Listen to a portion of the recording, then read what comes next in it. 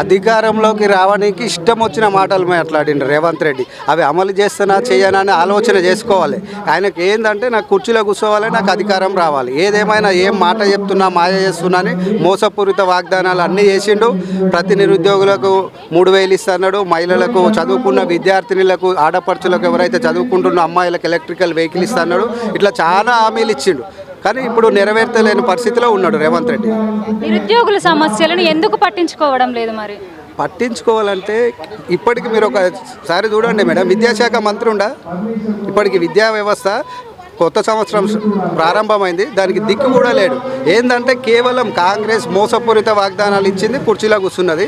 రేవంత్ రెడ్డి ఇచ్చిన వాగ్దానాలు తప్పకుండా నెరవేర్చాలి. నెరవేర్చిన పక్షంలో అనునిత్యం నీ వెంటబడి అమలు చేయడానికి మా బీజేవైఎం యువమోర్చా ఆధ్వర్యంలో పెద్ద ఎత్తున నువ్వు ఎక్కడికి వచ్చినా అడ్డుకుంటాం, నేను ప్రతి దగ్గర నిలదీస్తామని హెచ్చరిస్తున్నాం రేవంత్ రెడ్డి గారిని.